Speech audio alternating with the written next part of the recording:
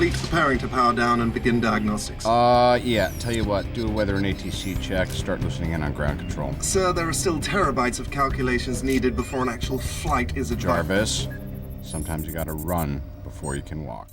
Iron Man, the first big superhero would-be blockbuster of the 2008 summer season, is directed by Jon Favreau, and it's based on the Marvel comic books featuring Iron Man, who's not as well known as some of the other big movie superheroes, and that may work to this movie's advantage, since the story may be a little fresher and less familiar.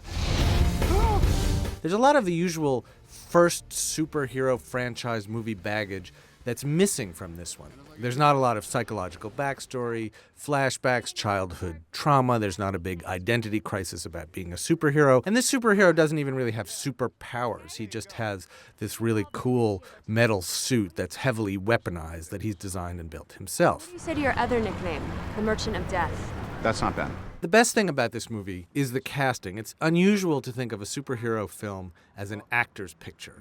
But what's great about this movie is that Jon Favreau, himself an actor, has given his cast really the chance to open up their characters and really do some fun, interesting, almost improvisational work.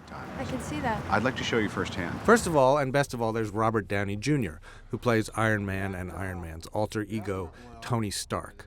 Tony is a bon vivant, playboy, womanizer, the heir to a huge fortune and an armaments dealer, also an MIT whiz kid.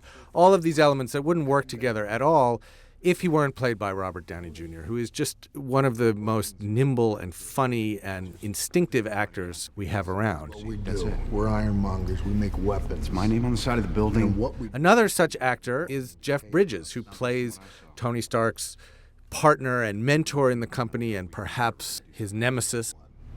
You want us to make baby bottles? Gwyneth Paltrow is also very good as Pepper Potts, Tony's assistant, who has a big crush on him. Oh, it was very nice. Very tasteful. And Terrence Howard is excellent, too, as the inevitable skeptical but supportive best friend. Funny, we've got a weapons depot that was just blown up a few clicks from where you were being held captive. The thing about this movie, more than most of its kind, is that the plot isn't really the main thing. And even the quite impressive special effects are not really the main thing. The main thing is the acting, the characters, and this is not a great movie, but it is just a lot of fun to be around these characters. It's a lot of fun to watch such fine actors do really quality work in a picture that they could have just as easily done for the paycheck. And I'm sure the paycheck was ample in all cases, but in this case, I think they really earned it.